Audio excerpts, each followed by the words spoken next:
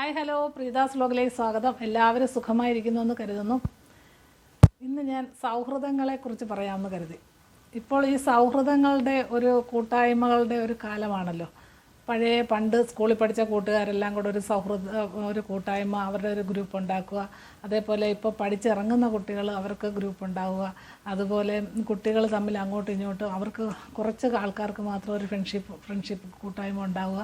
അങ്ങനെ എല്ലാം കൊണ്ടും സൗഹൃദങ്ങളുടെ ഒരു കൂട്ടായ്മകളുടെ കാലത്തിലൂടെയാണ് ഇപ്പോൾ കടന്നു പോകുന്നത്. പണ്ടൊക്കെ നമ്മൾ സ്കൂളിൽ നിന്ന് പഠിച്ചിറങ്ങിക്കഴിഞ്ഞാൽ ഓട്ടോഗ്രാഫിൽ എഴുതി കൊടുക്കുക. അത് കഴിഞ്ഞിട്ട് ഈ ഓട്ടോഗ്രാഫ് കാണുമ്പോഴുള്ള ഒരു ഓർമ്മകളൊക്കെ അല്ലേ ഉള്ളൂ. പിന്നെ നമ്മൾ അവരെയൊക്കെ എവിടെയെങ്കിലും വെച്ച് കാണുമ്പോഴായിരിക്കും അന്ന് നമ്മൾ പഠിച്ച കൂട്ടുകാരെ കാണുമ്പോഴായിരിക്കും നമുക്ക് എല്ലാ കാര്യങ്ങളൊക്കെ ഓർമ്മ വരികയും അതിനെക്കുറിച്ചൊക്കെ സംസാരിക്കുകയും ചെയ്യുന്നത്. ഇപ്പോഴങ്ങനല്ല. ഇപ്പോൾ പെട്ടെന്ന് വാട്സപ്പ് ഗ്രൂപ്പ് ഉണ്ടാക്കി അതിനകത്ത് എല്ലാവരും കൂടെ അംഗങ്ങളാവുകയും അന്നുള്ള കാര്യങ്ങളെല്ലാം പറയുകയൊക്കെ ചെയ്യുന്ന ഒരു സൗഹൃദ കൂട്ടായ്മകളിലൂടെയാണ് ഇപ്പോൾ കടന്നു പോകുന്നത്. അതൊക്കെ വളരെ നല്ലതാണ്. നമ്മളൊരു സാമൂഹിക ജീവിയാകുമ്പോൾ ഒറ്റപ്പെടലിൻ്റെ അവസ്ഥകളിൽ നിന്നൊക്കെ മുക്തി നേടാനൊക്കെ ഈ സൗഹൃദങ്ങൾ വളരെയധികം നല്ലതാണ്. അവർക്ക് അതൊരു മാനസികമായ സന്തോഷവും നൽകുന്നുണ്ട്. പഴയ ആൾക്കാരൊക്കെ എല്ലാവരും കൂടെ ഒത്തുചേർന്ന് വീണ്ടും വാട്സപ്പ് ഗ്രൂപ്പൊക്കെ ഉണ്ടാക്കുമ്പോഴത്തേക്കിന് പ്രായമായെങ്കിൽ പോലും അവർക്ക് ആ ചെറുപ്പകാലത്തിലേക്ക് തിരിച്ചു പോകാനും ഒക്കെ ഉള്ളൊരു കഴിവ് അവർക്ക് ഉണ്ടാവുന്നുണ്ട്. അതൊക്കെ വളരെ നല്ലതാണ്. പിന്നെ സൗഹൃദങ്ങൾ ചിലപ്പോൾ ഒരു ദോഷമായിട്ട് ഭവിക്കുന്ന കാലവുമാണ്. എന്ന് വെച്ചാൽ പഴയ രീതിയിലുള്ള സൗഹൃദമല്ലല്ലോ. നമുക്ക് പണ്ടൊക്കെ ഒരാളെ കാണുമ്പോൾ അവർ എങ്ങനെയുള്ള ആളാണെന്ന് കുറച്ച് നേരം സംസാരിക്കുമ്പോൾ തന്നെ നമുക്ക് മനസ്സിലാവും. ഇപ്പോൾ അങ്ങനെയല്ല. ഇപ്പോൾ നമുക്ക് അങ്ങനെ വിശ്വസിച്ച് കൂട്ടുകൂടാൻ പറ്റുന്ന അവസ്ഥയല്ല. എന്ന് വെച്ചാൽ എന്തായിരിക്കും അവരുടെ ഉദ്ദേശമെന്ന് പോലും നമുക്ക് ചിലപ്പോൾ മനസ്സിലാവത്തില്ല. വളരെ സൗഹൃദത്തിൽ കഴിഞ്ഞ് കുറച്ച് നാൾ കഴിയുമ്പോഴായിരിക്കും നമുക്ക് മനസ്സിലാവുന്നത്. പിന്നീട് പണ്ടൊക്കെ എല്ലാവരും പറയുന്നത് കേട്ടിട്ടുണ്ട്, ഒരാളുടെ സ്വഭാവം അറിയണമെങ്കിൽ അവരുടെ കൂട്ടുകാരെ നോക്കിയാൽ മതി, അവൻ്റെ സ്വഭാവം അറിയണമെങ്കിൽ അവൻ്റെ കൂട്ടുകാരെന്ന് നോക്കിയാൽ മതി എന്ന് പറയും. സുഹൃത്തുക്കൾ നന്നായാൽ അവർ നല്ല സ്വഭാവമുള്ള ആൾക്കാരാണെന്നാണ് പറയുന്നത്. പിന്നീട് വന്ന തലമുറ അങ്ങനെയല്ല. അവർ എല്ലാ തരമുള്ള ആൾക്കാരുമായിട്ടും കൂട്ടുകൂടും, നല്ല ആൾക്കാരുമായിട്ടും കൂട്ടുകൂടും, നല്ല സമൂഹത്തിൽ ഇച്ചിരി മോശക്കാരാന്ന് പറയുന്ന ആൾക്കാരുമായിട്ടും കൂട്ടുകൂടും. പക്ഷേ ഞാൻ പറയുന്നത് ഇപ്പോൾ ആരുമായിട്ട് കൂട്ടുകൂടുന്നതിലല്ല കാര്യം, അവരിൽ നിന്ന് അവരുടെ നല്ല വശങ്ങൾ മാത്രം നമ്മൾ സ്വീകരിക്കുക.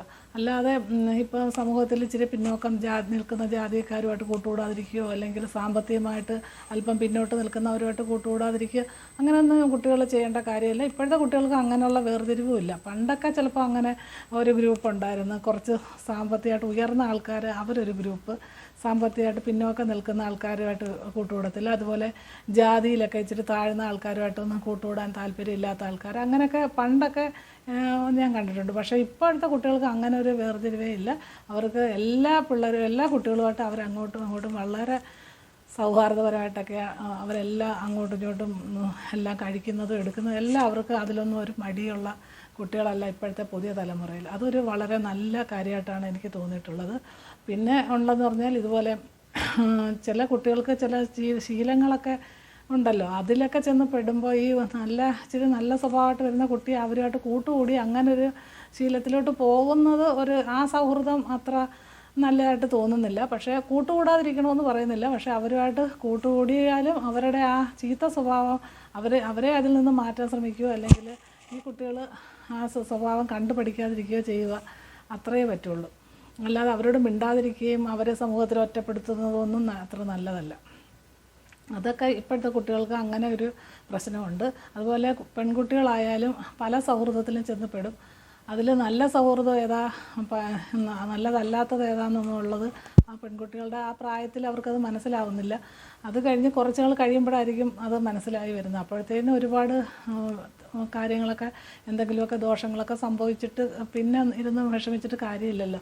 അതുകൊണ്ട് നമ്മൾ എപ്പോഴായാലും ഒരു സൗഹൃദത്തിൽ ചെല്ലുമ്പോൾ, സൗഹൃദം ഉണ്ടാകുമ്പോൾ അവരുമായിട്ട് ആ കുട്ടി അറിഞ്ഞിരിക്കണം മറ്റേ ആൾ എങ്ങനെ ആയിരിക്കണം ഉള്ളത്. പിന്നെ ചില സൗഹൃദങ്ങളുണ്ട്, നല്ല പൈസയൊക്കെ ഉള്ളപ്പോഴും നമുക്ക് സമൂഹത്തിൽ ഇത്തിരി നല്ല നിലയൊക്കെ എത്തുമ്പോഴൊക്കെ ഒരുപാട് കൂട്ടുകാർ കാണും. ഈ കാശൊക്കെ ഒന്നും ഇല്ലാതെ ഈ സാമ്പത്തികമായിട്ടൊന്ന് അല്പം തകരുന്നു എന്ന് കണ്ടു കഴിഞ്ഞാൽ ഈ കൂട്ടുകാരൊന്നും കാണത്തില്ല. അതും നമ്മൾ മനസ്സിലാക്കിയിരിക്കണം. ഈ ആപത്തിൽ നമ്മളെ സഹായിക്കുന്ന ആരാന്ന് വെച്ചാൽ അവരായിരിക്കും യഥാർത്ഥ കൂട്ടുകാർ. അല്ലാതെ നമുക്ക് പൈസ ഉള്ള സമയത്ത് ഒരുപാട് കൂട്ടുകാരും ടൂർ പോകാനും അങ്ങോട്ട് പോകാനും ഇങ്ങോട്ട് വരാനും വിളിച്ച് കൊണ്ടുപോകാനും ഒക്കെ ഒരുപാട് ആൾക്കാർ കാണും. അതേസമയം അവർ ഇത്തിരി കടമൊക്കെ കയറി നശിച്ചുകൊണ്ടിരിക്കുക, അല്ലെങ്കിൽ ഇനിയിപ്പോൾ അവരുമായിട്ട് കൂട്ടുകൂടിയിട്ട് അങ്ങനെ ഒരു വരുമ്പോഴത്തേനും ആൾക്കാർ ഒരുപാട് പിന്മാറുന്ന അവസ്ഥയും ഞാൻ കണ്ടിട്ടുണ്ട്.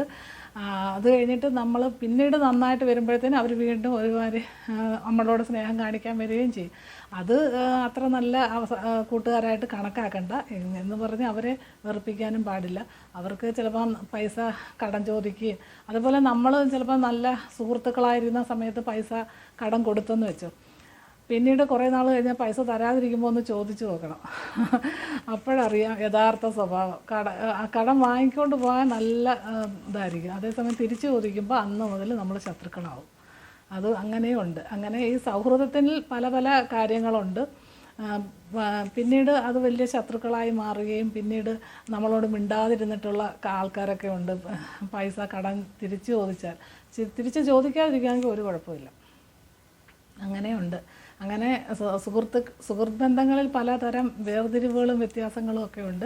അതുകൊണ്ട് നല്ല സുഹൃത്തുക്കളെ നമ്മൾ തന്നെ തിരഞ്ഞെടുക്കണം. അത് കുറച്ച് എക്സ്പീരിയൻസിലൂടെ നമുക്കത് മനസ്സിലാവും. ഒരാളെ എത്രത്തോളം നമുക്കൊന്ന് സംസാരിക്കുമ്പോഴോ അല്ലെങ്കിൽ അവരുമായിട്ട് അല്പനേരം ഇടപെടുമ്പോൾ തന്നെ ഒരുവിധം നമുക്ക് മനസ്സിലാവും. പിന്നെ നമുക്ക് ഒരുപാട് അവരുടെ ഉള്ളിലുള്ള കാര്യങ്ങളൊന്നും നമുക്ക് മനസ്സിലാക്കാൻ പറ്റില്ല.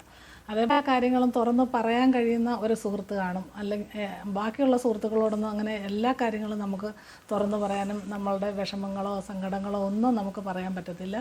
അതുകൊണ്ട് എല്ലാ സുഹൃത്തുക്കളോടും നമ്മൾ എല്ലാ കാര്യങ്ങളൊന്നും തുറന്ന് പറയുകയും ചെയ്യരുത്. അങ്ങനെ അതും നമ്മൾ വളരെയധികം ശ്രദ്ധിക്കണം. അതുപോലെ എല്ലാവരെയും കണ്ണടച്ച് വിശ്വസിച്ച് അവർ പറയുന്ന എല്ലാ കാര്യങ്ങളും നമ്മൾ ചെയ്തു കൊടുക്കുകയും, അതേപോലെ ചിലരൊക്കെ കണ്ടിട്ടുണ്ടോ ജാമ്യം നിന്ന് കൊടുക്കും. അവർ കുഴപ്പമൊന്നുമില്ല, നല്ല അയ്യോ അവർ പൈസ ലോൺ അടച്ചോളൂ എന്നൊക്കെ പറഞ്ഞ് ജാമ്യത്തിന് ഒപ്പിട്ട് കൊടുക്കുകയൊക്കെ ചെയ്യും. അവരെ വിഷമിപ്പിക്കേണ്ടെന്ന് കരുതി പിന്നീട് അവർ ആ പൈസ തിരിച്ചടയ്ക്കത്തുമില്ല. പിന്നെ അവർ കിടന്ന് വിഷമിക്കുന്നത്, അങ്ങനെയൊക്കെ ഒരുപാട് പ്രശ്നങ്ങളിൽ ചെന്ന് പെടുകയും ചെയ്യും. അതുപോലെ അങ്ങനെയുള്ള കാര്യങ്ങളൊക്കെ വളരെ ശ്രദ്ധിച്ച് ചെയ്യുക. നമുക്ക് അത് ചെയ്യാൻ പറ്റാത്ത ഒരു കാര്യമാണെങ്കിൽ ചെയ്യാൻ പറ്റില്ല എന്ന് അന്നേരം പറയുക. അപ്പോൾ പിന്നെ നമുക്ക് അതിൽ പിന്നെ അന്നേരമുള്ള അവർക്ക് തോന്നുന്ന ഒരു വിഷമം, അല്ലെങ്കിൽ അവൾ ഒപ്പിട്ടില്ലല്ലോ എന്നൊക്കെ അന്നേരം ഒന്ന് തോന്നുന്ന വിഷമേ ഉള്ളൂ. മറ്റേ ലോൺ അടയ്ക്കാതിരുന്ന് പിന്നെ വലിയ പ്രശ്നങ്ങളൊന്നും ഇതിലൊന്നും ചെന്ന് ചാടേണ്ടി വരത്തില്ല. അങ്ങനെ ഈ സൗഹൃദങ്ങൾ തിരഞ്ഞെടുക്കുന്നതിൽ ഒരുപാട് കാര്യങ്ങൾ നമ്മൾ ശ്രദ്ധിക്കേണ്ടതുണ്ട്. പിന്നെ എന്ന് വിചാരിച്ച് ഇപ്പോൾ റോഡിലോട്ട് ഇറങ്ങി ആരെങ്കിലും കണ്ടാൽ മിണ്ടാതെ ഞാൻ നല്ല ആൾക്കാരോട് മാത്രമേ മിണ്ടുള്ളൂ, അങ്ങനെയൊന്നും നമുക്ക് ജീവിക്കാൻ പറ്റത്തില്ലല്ലോ. അങ്ങോട്ട് നമുക്കിഷ്ടമുള്ള ആൾക്കാരോടെല്ലാം നമുക്ക് സംസാരിക്കുന്നതിനോ മിണ്ടുന്നതിനോ കുഴപ്പമില്ല. പക്ഷെ നമ്മുടെ ഒരു ആത്മാർത്ഥ സുഹൃത്ത് വലയത്തിൽപ്പെടുന്ന ആൾക്കാരെ നമ്മളത് നോക്കി കണ്ട് വേണം നമ്മൾ നമ്മുടെ കാര്യത്തിൽ ഇടപെടാൻ. അതുപോലെ നമുക്കൊരു വീഴ്ച ഉണ്ടാകുമ്പോഴോ ഒരാപത്തുണ്ടാകുമ്പോഴോ ചിലപ്പോൾ ഈ ഏറ്റവും അടുത്ത സുഹൃത്തുക്കളൊന്നും ആയിരിക്കത്തില്ല ഓടി വരുന്നത്. ചിലപ്പോൾ നമുക്ക് ഒട്ടും ഇഷ്ടമില്ലാത്ത ആളായിരിക്കും ചിലപ്പോൾ ഓടി വരുന്നത്. അങ്ങനെയും ഉണ്ട്. പിന്നെ ഈ ഏറ്റവും നല്ല സുഹൃത്തുക്കളൊന്നും ചിലപ്പോൾ അവരെ നമ്മളെ സഹായിച്ചെന്നും വരില്ല. അതേസമയം ഈ കഴിഞ്ഞ ദിവസം തന്നെ ഞാൻ ഒരു വീഡിയോയിൽ കണ്ട് അവർക്ക് സുഹൃത്തുക്കളെ ഉള്ളായിരുന്നു. ഇപ്പോൾ ആ കുട്ടിക്ക് ക്യാൻസർ പോലെ ഒരു അസുഖം വന്നിട്ട് ഇപ്പോൾ പൈസ കടം വാങ്ങിച്ചിട്ടുള്ളവരും നോക്കുന്നില്ല. അന്ന് അവർ നല്ല നിലയിൽ ജീവിച്ചിരുന്ന സമയത്തുണ്ടായിരുന്ന സുഹൃത്തുക്കളൊന്നും ഫോൺ പോലും വിളിച്ച് അസുഖ വിവരം അന്വേഷിക്കുന്നില്ല എന്നാണ് അവർ പറയുന്നത് കേട്ടത്. അപ്പോഴാണ് ഞാൻ ആലോചിച്ചത്, നമുക്കൊരു താഴ്ചയോ വീഴ്ചയോ ഉണ്ടാകുമ്പോൾ നമുക്ക് കൂടെ നിൽക്കുന്ന ആരാണോ അവരാണ് നമ്മുടെ യഥാർത്ഥ സുഹൃത്തുക്കൾ.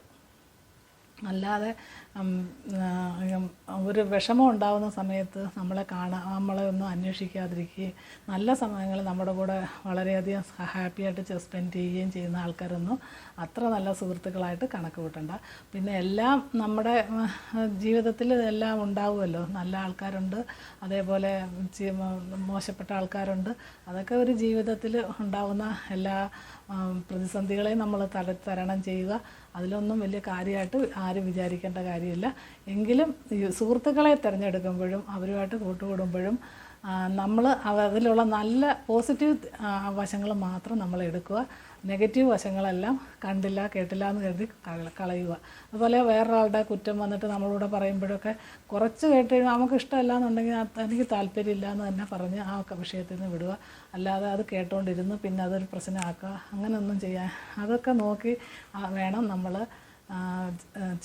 അതുപോലെ നമ്മുടെ ഒരു നമുക്ക് എന്തൊക്കെ പറയാനാണ് ഇഷ്ടം, സിനിമയെക്കുറിച്ചോ അല്ലെങ്കിൽ അമ്പലങ്ങളിൽ പോകുന്ന കഥകൾ, അങ്ങനെയൊക്കെ നമുക്ക് എന്തോ താല്പര്യമുള്ള ആ വിഷയത്തെക്കുറിച്ചൊക്കെ അങ്ങനെയുള്ള ഒരു ഗ്രൂപ്പ് ആൾക്കാരുമൊക്കെ ആയിട്ട് നമുക്ക് എന്ത് ഇഷ്ടം, വായനയെക്കുറിച്ച് പറയുന്നതാണോ അല്ലെങ്കിൽ സിനിമയെക്കുറിച്ച് പറയുന്നതാണോ, അങ്ങനെയൊക്കെയുള്ള ആൾക്കാരുമായിട്ടൊക്കെ ഒത്തുചേർന്ന് കൂട്ടുകൂടി പുസ്തകങ്ങളെയും കവിതകളെക്കുറിച്ചൊക്കെ പറയാൻ താല്പര്യമുണ്ടെങ്കിൽ അങ്ങനെയൊക്കെ ഒരേ വേവ് ലെങ്ത്തുള്ള ആൾക്കാരുമായിട്ട് കൂട്ടുകൂടുന്നതാണ് കുറച്ചുകൂടി നല്ലത് എന്ന് വിചാരിച്ച് എല്ലാ ആൾക്കാരെയും വേണ്ടാന്ന് വെക്കരുത്. എല്ലാവരും നമുക്ക് വേണം. അതിൽ നല്ലത് മാത്രം നമ്മൾ എടുക്കുക, അതുമാത്രം നമ്മൾ പ്രവൃത്തിയിൽ കൊണ്ടുവരാൻ ശ്രമിക്കുക. അത്രയൊക്കെ നമുക്ക് ചെയ്യാൻ പറ്റുള്ളൂ. അതുകൊണ്ട് കൂട്ടായ്മകളൊക്കെ നല്ലതാണ്. ഇപ്പോൾ വയസ്സായി വെറുതെ ഇരിക്കുന്ന ആൾക്കാരൊക്കെ തന്നെ കൂട്ടായ്മകളിൽ വന്നിട്ട് അവർ വളരെ ആക്റ്റീവായി മാറുകയൊക്കെ ചെയ്യുന്നത് കാണുന്നുണ്ട്. അതൊക്കെ വളരെ നല്ല കാര്യങ്ങളായിട്ടാണ് എനിക്ക് തോന്നുന്നത്. മനസ്സിന് സന്തോഷം നൽകുന്ന എല്ലാ കാര്യങ്ങളും നമ്മൾ ചെയ്യുക.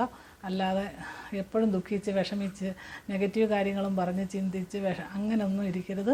നമുക്ക് കിട്ടുന്ന അല്പസമയം ഈ ലോകത്തിൽ ഉള്ള അല്പസമയത്ത് നമുക്ക് എന്തൊക്കെ ചെയ്യാൻ പറ്റുമോ അതൊക്കെ നല്ല ആക്റ്റീവായിട്ട് ഊർജ്ജസ്വലതയോടെ ചെയ്യുക. ഹാപ്പി ആയിട്ടിരിക്കുക. എപ്പോഴും ദുഃഖങ്ങളൊക്കെ എടുത്ത് അപ്പോഴേ എടുത്തും കളയുക. അത് മനസ്സിൽ കൊണ്ടു നടക്കുകയും ചെയ്യരുത്. അത് കഴിഞ്ഞാൽ ഉടനെ നമ്മൾ അല്പസമയം നമുക്കൊരു വിഷമം ഉണ്ടാകുന്ന കാര്യങ്ങളൊക്കെ കേൾക്കുമ്പോൾ ഒരു വിഷമം ഉണ്ടാവും. പക്ഷേ അന്നേരം തന്നെ അതിനെ മാറ്റി നമ്മുടെ മനസ്സിൽ നിന്ന് കളഞ്ഞിട്ട് പോസിറ്റീവായിട്ടുള്ള കാര്യങ്ങൾ കേൾക്കുക. അപ്പോഴും നമുക്ക് ഇഷ്ടമുള്ള ഒരു സുഹൃത്തിനെ വിളിച്ച് സംസാരിക്കുക, എന്തെങ്കിലും ചെയ്ത് നമ്മുടെ മനസ്സിൽ നിന്ന് ആ വിഷമം കളയുക. അങ്ങനെയൊക്കെ നമ്മൾ ജീവിതത്തിൽ മുന്നേറാൻ ശ്രമിക്കുക. ഇത്രയൊക്കെ എനിക്കിതിനെക്കുറിച്ച് പറയാനുള്ളൂ. തൽക്കാലം നിർത്തുന്നു. മറ്റൊരു വിഷയവുമായി നാളെ കാണാം. ബൈ.